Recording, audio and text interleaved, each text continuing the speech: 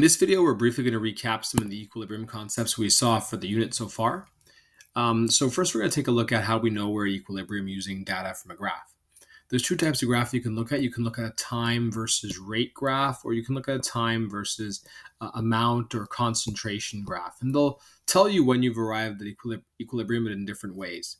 If you're looking at the time and rate graph, basically you're seeing the rate of the forward reaction and the reverse reaction plotted. And what you'll see is that initially the forward reaction is really high because you only have reactant, and the reverse reaction is very low because you don't have any product. But then eventually, as you use up reactant, the forward reaction starts to slow, and as you produce product, the reverse reaction starts to speed up. But eventually there's a point where the reverse reaction slows down, and the forward reaction slows down, and the reverse reaction speeds up, so that they reach each other in terms of rates. So the rates are now equal to each other, and that would be equilibrium. So that point where they've actually reached equal rates, that's when equilibrium was reached.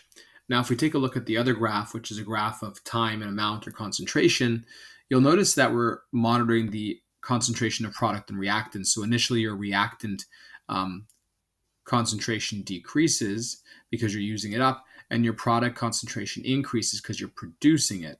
And then there'll be a point where the concentration stop changing because as you produce product, you break it down or you make it react to make the reactant again. So that's a point where the rates of the forward and equal are the same. And you know you've reached that in the graph like this when the concentrations have stopped changing. So at this point here, it should be the same time if it's the same reaction. I just didn't draw it in properly. But when they stop changing, when they flatline essentially, that is where your concentrations are no longer changing, therefore you've reached equilibrium. So let's take a look at this in a system that's more concrete, so a real system with some chemicals here. We have N2O4 gas becomes 2NO2. And so we can take a look at the two types of graphs there. So you can look at the graph where you're examining the rate versus time. And so you know equilibrium has been reached when the rate of the reverse meets the rate of the forward. So basically right here is where equilibrium happens.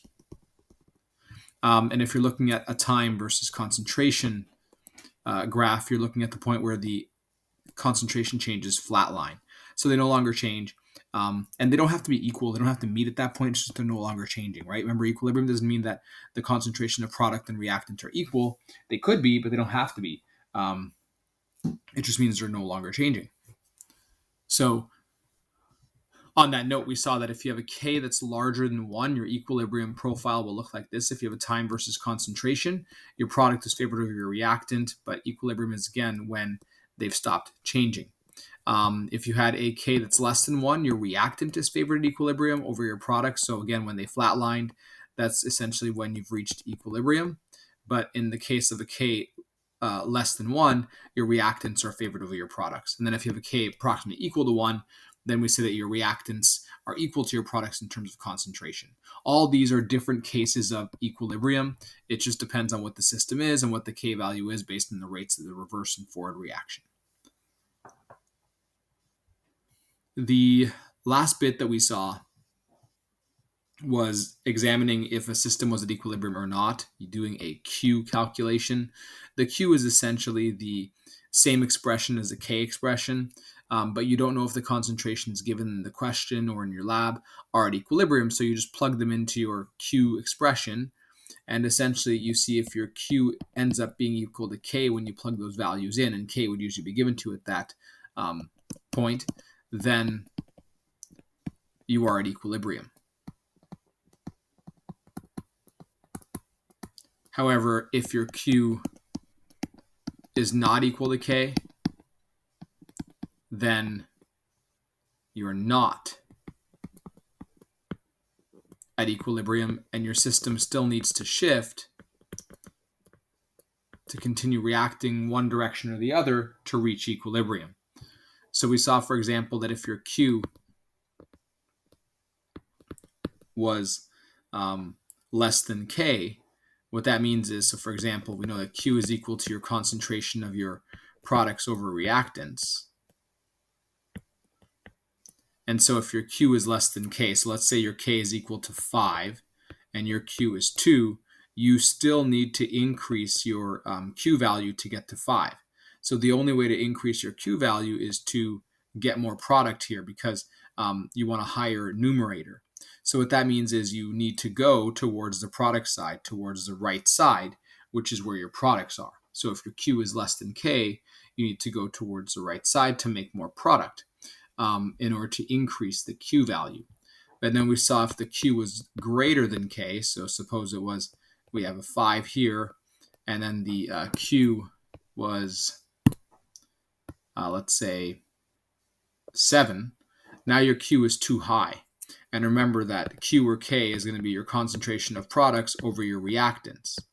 So you need to lower your Q to get to the K at 5.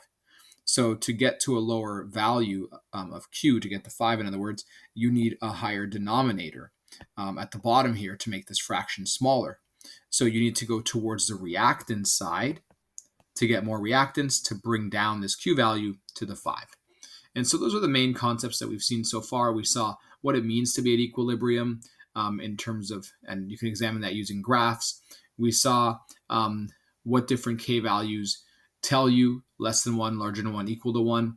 And we also saw how to test if your system was at equilibrium or not using a test K or a Q, which is the reaction quotient. And so after you reviewed this basic overview, you're ready to go on to Le Chatelier's principle. As long as you did some practice problems using ice tables with different methods to solve for concentration at equilibrium, then you're good to go to the Le Chatelier's principles lessons.